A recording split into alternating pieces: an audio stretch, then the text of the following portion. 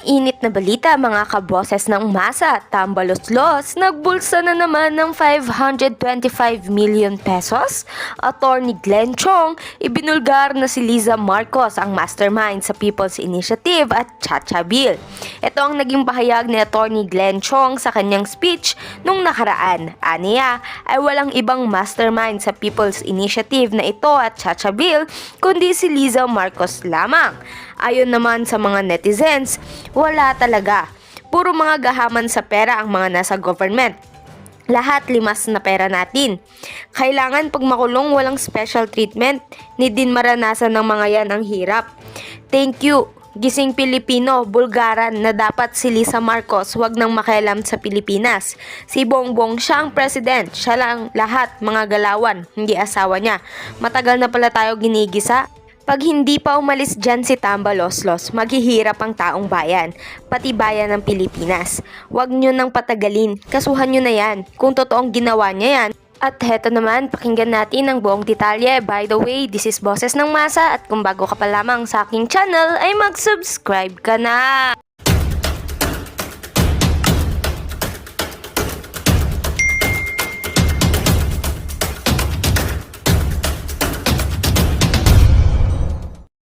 A very onerous burden and a clear manifestation of the surrender of our rights, di ba?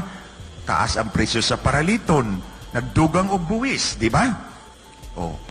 Tapos mauni ang klase sa gobyerno nga atong madawat gikan kanila. Usa-usahon nato transparency in terms of people's initiative, private initiative. Okay, ako nagtuo ko nga ang proponent, I believe that the real proponent for this private initiative is none other than Liza Araneta Marcos. Why lain? Si Tambi kasunod-sunod lang na. Okay? I have worked with Liza for 6 years. Of course, si Attorney Vic Rodriguez mas daghan pa siya experience with them. Pero ako, I worked with them. Naway bayad, bisag piso. Gitabangan ako sila because I have been an advocate for clean and honest elections way back in 2010. I've been fighting Smartmatic for 14 years. You may not know that. Until natanggal si Smartmatic na disqualified. Finally, ningdaog yapon ang katawhang Pilipinhon. At any rate, anang 6 years, magkauban mi, nintabang ko nila, why condition, why bayad. Every month or so, we go to their house and we have dinner private. So kanang 8 rami kabuok, ang duha ka mag-asawa, I mean si Bongbong Marcos o si Liza Marcos plus 1 mga technical people. Out of that 8, duha raming magsigarilyo. Si Liza ra ug ako. So every time she feels the urge to smoke, she would pat me back and tara na, punta na tayo dun sa garden. So doon we talk a lot. So I know her and how her mind works. So one time, after Bongbong Marcos filed his certificate of candidacy, she called me to the office dito sa ORE. Ingon siya nako, pwede ba mga to ka sa headquarters, bisag twice a week lang? Ingon ko siya, no problem, I'll be there. I've been supporting you for the last 6 years. Siya, magkano ibabayad ko sa'yo? Sabi ko, no, you don't have to pay me. I've been helping you for 6 years. You didn't pay me a single peso. Why should I collect from you now? Sige, basta pag nanalo tayo, gagawin kitang commissioner ng COMELEC para malinis yung election system. Tapos gagawin kitang chairman. So tapos na yung agreement namin. I held to my end of the bargain. But sometime in March 2022, kasagsagan ng kampanya ito, I had a meeting with Liza Marcos na kaming dalawa lang. So when I was called, itong dalawa, si Senior Deputy Executive Secretary Hubert Guevara o si DICT Secretary Ivan Uy, nauna pa sila, makimarites pala. So nauna pa silang dumaan, tas ako, last akong pumasok. Naupo si Hubert there, si Ivan here, si Liza was here on the opposite side of the conference table. Si Liza, si Hubert, si Ivan, si Hubert, then ako rito. Hindi niya ako nakita agad. Sabi niya, guys, I have a meeting with the owners of Smartmatic. I need 2 technical guys to be with me. Tapos nung nakita niya ko, but not you, because they hate you so much. alam ko na ibebenta ako ng babaeng ito. So true enough, di na siya mutubag sa akong mga text.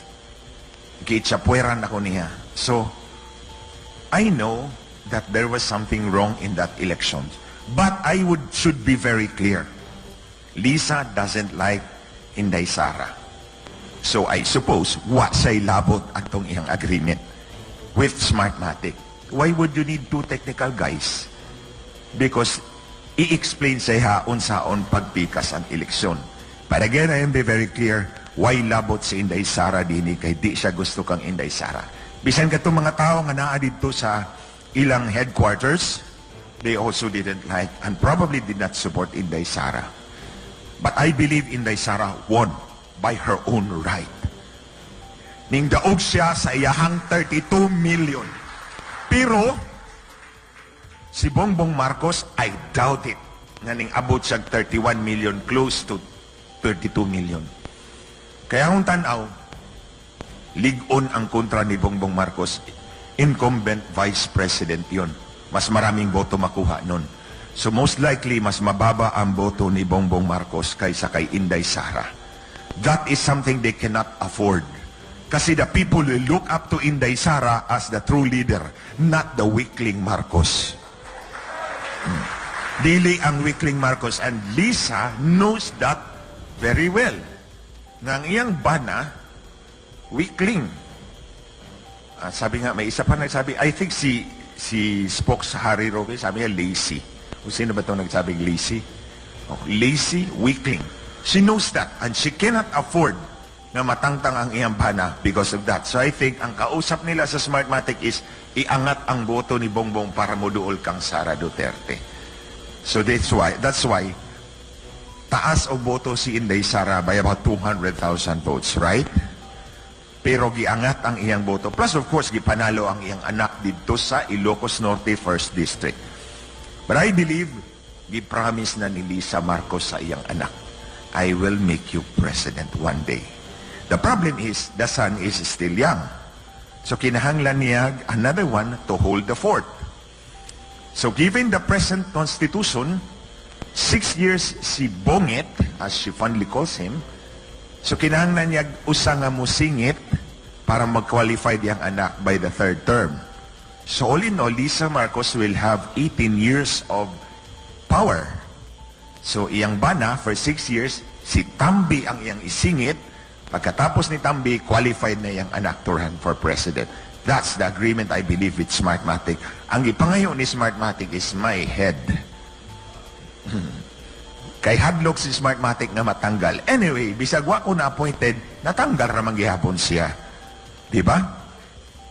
So, on the other hand, si Tambi po, nasa ko i-reveal sa inyo for the first time. I have worked with him when I was congressman. Pareho ming first term congressman natong 2007 until 2010. Atong 2010, o padung na sa eleksyon, nakahibalo ko na 10 billion pesos was coursed through him. Kay, namto siya posisyon sa party. So, gi-course ang 10 billion sa iyaha. So nangayo ko sa iyaha, ko, Martin, anyway, we're from the same region. Pwede ba akong humingi sa'yo ng pansimento ng kalsada ko? Kasi lubak-lubak yung kalsada ko sa Biliran. Biliran is an island, north of Leyte, west of Samar, south of Masbate. So, it's a small island wedged between those big islands. So, ingon siya na ako, ayaw saba, sa uban. Ingon ko, di lagi ko magsaba. Abi ninyo mga kingsunan, para kami mga magnanakaw nagtago doon sa gilid ng door ng session hall, sir. Kasi ayaw niya doon sa session hall ibigay ko yung letter, yung folder kasi may request yun, sir eh. Tapos sabi niya, "Wag tayo diyan." Di nagtago kami doon sa gilid ng window ng door para kami mga magnanakaw doon na nagtago-tago. Tapos binigay ko sa kanya, tinanggap niya. 2 years later, I found out 525 million pesos was released per that request. Pero walay karsadang ning abot sa akong distrito. Ang pangutanan ako kang Tambi, naasa ang 525 million. That's accountability. Oh. Wa pa ninyo na nahibaw it. This is the first time nga akong gisulti sa inyo sa katauhan. Oh.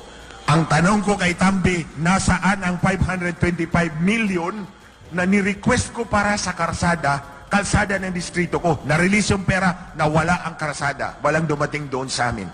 Where did it go, Tambi? Oh. So imagine, there's a lot of hypocrisy in these people. They went after Inday Sara. Yung pala, mas malaki yung sa kanya eh. Remember, that's only 525 yung sa akin. What about the 10B? Baka wala rin dumating doon sa iba. And I think Mr. Tambi should start explaining himself to the public now that it's open, it's right out there. So, balikta kang Lisa. Ako, pirminin ako, paulit-ulit kong sinabi to. Si Bongbong Marcos ay tau-tauhan lang ni Lisa. And these people, I'm not afraid. You know what? Tingnan ninyo. Tinik down nila yung dalawang accounts ni Maharlika. Tinik down nila yung accounts ni Sas. But pinost ko to. Ang post ko is,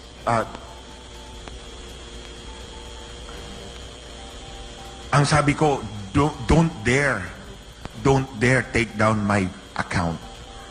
Kakalad ka rin talaga, kitang bruha ka sa impyerno. And they did not take down my account. Oh, sinabi ko sa kanya, I posted that. Don't take down, listen or you will regret. Something like that. Yun yung title. Heed or you will regret. Sabi ko, pag tinigdan mo yung account ko, kakalad ka rin talaga, kitang bruha ka. And actually, I called her a bitch in some of my interviews because she is one. Kaya sabi ko, Lisa, I will be unforgiving, I will be very frank. Hindi ko gagawin to kung hindi ka traidor. Your pamilya mo, traidor talaga. Hindi lang ako ang traidor mo. Imagine, you cut my head and put it on a silver platter kasi tumayaw si Smartmatics in front of you para kang si Herodes. Si Maharlika, ganun din. Nagsuporta yan sa kanila mula pa noong 2016. Tapos pinagpalit ng iba. The same goes with Attorney Vic Rodriguez. Si SMNI is the biggest example. Binigyan sila ng platform nung kampanya, di po ba? Binigyan sila ng platform, alam natin yun. Tapos anong ginawa nila? Ginorgor. To quote the term of Maharlika, ginorgor. Oh. Ito pa si China. You see why ganyan si Xi Jinping? Yung Chinese sa atin? Panahon ni President Duterte, walang water cannon. Di ba? Hindi tayo kinakanyon. Hindi tayo nililiser. But now, ginagawa nila. You see, for 6 years, as far as I know, yung kumpanya ni Lisa Marcos, yung Unified Philippines-China Unified Enterprise, tinulungan sila ng Chinese government doon para magkakomisyon. Tinulungan sila ng Chinese government.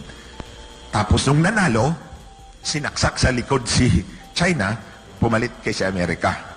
At binigay pa yung mga bases natin doon. Just like what Harry Roque said kanina. So syempre, the Chinese government are very angry at them. So ang ibig kong sabihin, yung pagtatraidor, it runs in the blood. Ito kay Inday Sara is also a classic example. Ginamit nila nung eleksyon para manalo sila. Tapos ngayon, ito ang ginagawa nila kay Inday Sara. Would you want that to happen to you? Oh. Itong PI, pwede ring putang ina. Oh, ito pwede ring putang ina. And let's be frank about it. Putang ina naman talaga yan sila. Oh. You see, ito'y pagtataksil sa inyo. Remember, sabi ni Dean Arellano, the Constitution is a social contract between the people and the government. It's actually, sabi ko sa inyo, we surrender most of our rights to the government. In exchange, we get a constitution that circumscribes the power and authority of that government para hindi tayo aabusuhin. Tapos ito, papalusot nila yung PI para mabago yung constitution para mananatili sila sa pwesto. I think yung PI niya is a recognition that Tambi is not going to win anyway. So kailangan nilang baguhin yung konstitusyon para mapanatili yung pag-hold on to power until umabot of age yung anak at maging pangulo. Because pre-namis yan ni Lisa sa kanya. And Lisa will get what she wants. Isa sa kanyang mantra sa buhay is, consider it done. Pag sinabi niyang consider it done, gagawin niya ang lahat. Matupad lang yung kanyang pinangako sa iyo. But of course, only if you are still useful to her. The moment you lose your utility, wala ka nang gamit sa kanya, ibalibag ka na. Itapon ka na parang basura. And this is SMNI.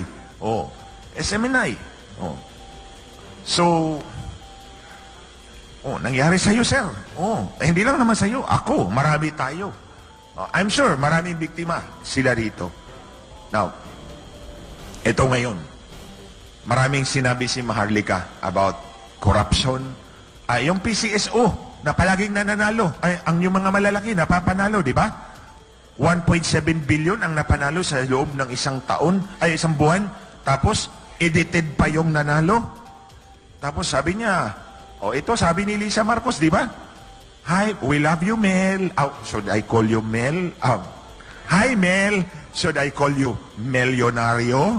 Sama-sama tayong babangon muli para maging milyonaryo. Tingnan mo, she really has a knack of incriminating herself and others. Sa akin, inamin niya, magkikita sila na may-ari ng Smartmatic. Inayos nila yung eleksyon. Ito naman, binuking niya si Mel. Magic pala yung nananalo doon sa PCO. Subuta kung nandun si Director Sandra Cam, hindi makakalusot si milyonaryo. Di ba? So are we going to allow them to do that to us? Patuloy ba na, hayaan na lang ba natin sila na manatili sila sa pwesto ng ganyan? Mahal ng bilihin, di po ba? Ni barato na ba ang presyo sa bugas? 20 pesos na ba? Pila? Okay, wait.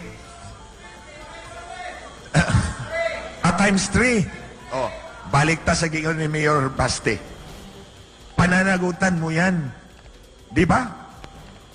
Whatever happens to us, pananagutan ng presidente niyan. But the problem is, he's not in control of this government. It's the wife that is in control of this government. It's the wife that is in control of this government. You see, ladies and gentlemen, we are treated to the spectacle of a person running the office of the presidency but did not file a certificate of candidacy. Hindi naman nag-file yan ng certificate of candidacy yung babae na yan eh. Pero siya ang nagpapatakbo ng presidency. And we are at her mercy. Kung may mercy pa sa puso niya. Diba? So, hahayaan ba natin to na magpatuloy? Ako'y nagpapasalamat sa inyong lahat today for coming here. It entails a lot of sacrifice. Your time, your effort. But today, we create a visible and vibrant opposition to the rule. Ito yung araw na to. And let's rally around doon sa call, the clarion call of Mayor Baste. Marcos resign. Marcos resign. Marcos resign. Wala kang silbi dyan. Ang asawa mo ang nagpapatakbo sa bansa namin.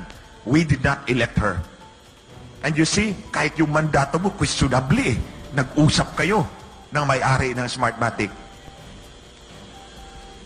You see, naubos na lahat ng takot ko sa kanila. That's why I'm here. And I thank Kabsek Ivasco, si Kuya Jun, for inviting me, giving me this opportunity. Kasi nung binulgar ko yun, they tried to ignore me. Walang media na nag-interview sa akin. But I kept going. Actually, unang-una yun, may press conference kami dapat sa CBCP. Natunugan ni Lisa Marcos. May tinawagan yata sa CBCP, kinansila yung press con namin that very afternoon. So, well, when someone closes the door, God somehow opens the window. So, pumasok sa isipan ko, gumawa ka ng affidavit. Ang totoo, mga kababayan, nakasulat ang akong gisulti sa inyo karon sa akong affidavit. Gisumpaan na nako. Ningadtog yung ko sa abogado, nanumpa yung ko dito kay base no masilip, mabutasan pa akong affidavit. So, I stand by my accusations. Nag-istorya, nag-meeting ang tag-iya sa Smartmatic ug si Lisa Marcos atong Marso 2022. Duha ka buwan, una mag-eleksyon. So, ako siyang gingnan, tubag ako hangtod karon mga kaigsunan. Kaya pila na to? September 2023. Hangtod karon wag na mo tubag si Lisa. Tanawa, di ba? Di siya mo tubag sa mga pasangil ni Maharlika, di ba? Sa mga nagsubaybay kay Maharlika, hindi siya sumasagot. Kasi, ang palaging sinasabi niya, another mantra of Lisa Marcos, less talk, less mistake. You see, the truth has only one version. The truth. Pag sinabi kong nakapula ka, ma'am, nakapula ba yan? Maroon. Okay, pag sinabi ko maroon yan, that's maroon. Pag sinabi ng red, that would be a lie. In other words, the truth is capable of only one version. Any other version of a fact is not the truth. It is a lie. Di po ba? So, pag sinabi ni Lisa, less talk, less mistake, what does it mean? Huwag ka nang sumagot, huwag ka nang magsalita, kasi baka magkamali ka. It's because, ang pwede lang niyang isagot doon sa mga sinabi ni Maharlika ay pawang kasinungalingan. Hindi niya pwedeng sagutin ng katotohanan ang sinasabi ni Maharlika because there is only one version of truth. Yun yung sinasabi ni Maharlika. Yun yung totoo. Mauna ang kamatuuran. So kung imo nang tumago ng kamatuuran nga giyaw-yaw ni Maharlika, ang imuhang sagot, ang imong tubag, mali. Bakak. Bakak ba sa Bisaya? Dini? O bakak na. That's why, ang truth, wala na'y error, wala na'y space for error. Because the truth is the truth. Wala space for error. Ang bakak has a wide latitude for error. Muna'y gikahadlokan ni Lisa Marcos. Better shut up because baka magkamali ka dun sa sagot mo. Because ang sagot niya would not be founded on the truth, but on lies. And that's, I'm unmasking Lisa Marcos before you now. I'm not afraid of her, even if she appears to be, or apparently, the most powerful person in this country. Kasi may hawak pa ako sa kanya. Kaya nga sabi ko sa kanya, don't cross my red line. I will keep my word even if I gave it to the devil. Because I made a promise. So don't cross my red line. If you cross my red line, kakalad ka rin talaga kita, bruha ka sa impyerno. So today, pagkatapos natin dito, dili ra kutob dinhi atong commitment ha, mga kaigsuunan. Kay ba ko mga leader mo sa tagsa-tagsa ninyong mga komunidad, dili ra kutob dinhi karong adlaw ang atong commitment. Dadun nato dito sa atong komunidad para mas mudaghan pa ta. Di ba? Oh. Atong ningdagan kong congressman, ang akong pirmi isulti sa akong mga katawhan. Remember, di ba ba ko makig barangay captain, diretso ba ako congressman, di ka ko na pasar sa bar. After I pass the bar, I become congressman right away.